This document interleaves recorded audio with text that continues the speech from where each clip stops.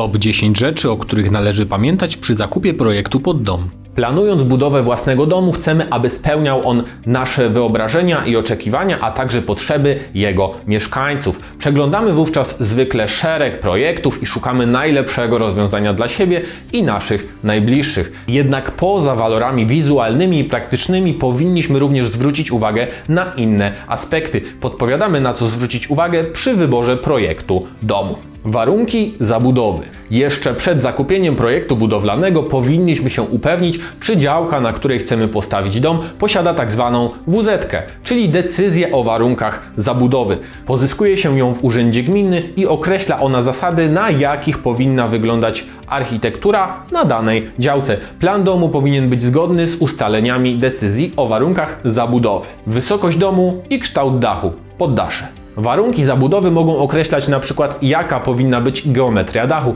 Czasami jednak nie jest to określone, wówczas może być on dowolny, lecz powinien być on dopasowany do sąsiedztwa. Podobnie rzecz ma się w przypadku wysokości budynku. W przypadku, gdy warunki zabudowy pozwalają na wybudowanie domu z poddaszem, należy przeanalizować jego opłacalność i wygodę użytkowania. Liczba mieszkańców domu i ich potrzeby. Przy wyborze odpowiedniego projektu domu należy także wziąć pod uwagę, ile będzie w nim mieszkać osób, w jakim są wieku, jakie mają potrzeby. Każdy z domowników będzie potrzebował swojego pokoju. Potrzebna będzie także przestrzeń wspólna. W przypadku rodzin z dziećmi należy także wziąć pod uwagę to, że dzieci będą chciały kiedyś iść na swoje. Indywidualne wymagania.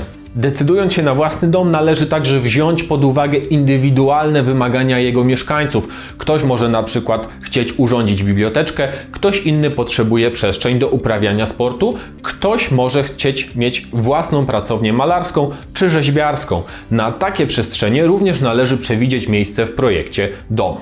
Układ domu na działce.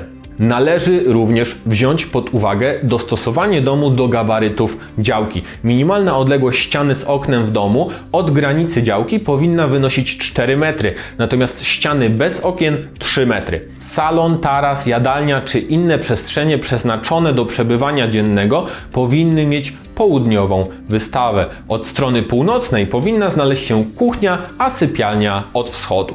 Podział domu na strefy funkcjonalne. Warto także podzielić dom mieszkalny na strefy, które nie powinny się mieszać pomiędzy sobą. Jedną z takich stref powinna być strefa dzienna, w której znajdować się będą kuchnia, jadalnia, salon czy łazienka dla gości. W strefie nocnej lokujemy sypialnie, garderoby i łazienki dla mieszkańców. Pozostaje jeszcze część gabinetowa, do pracy i techniczna, magazynowa. Odpowiednie gospodarowanie przestrzenią. To, że w domu będzie więcej miejsca niż w mieszkaniu w bloku, nie oznacza, że tej przestrzeni będzie nieograniczona ilość. W związku z tym należy rozsądnie planować jej zagospodarowanie.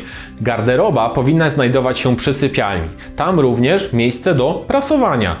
Dobre miejsce na magazyn to garaż. W ten sposób już na etapie planowania unikniemy chaosu i zagracenia. Miejsce na samochód, garaż, wjazd, podjazd. W projekcie domu należy uwzględnić, ile przestrzeni potrzebne będzie na samochody. Można zdecydować się na garaż o różnych gabarytach, np. na 2 samochody.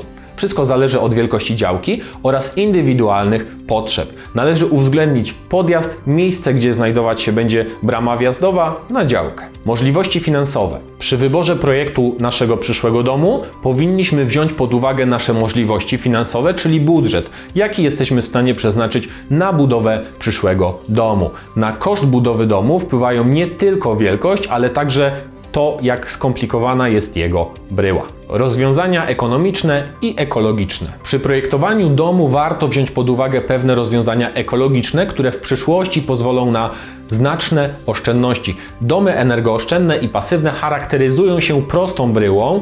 Warto także pomyśleć o pompie ciepła, rekuperacji czy instalacji fotowoltaicznej. Te rozwiązania przynoszą z czasem spore oszczędności. W tym odcinku to już wszystko. Ja zapraszam Cię na kolejne odcinki wideobloga i widzimy się w następnym odcinku.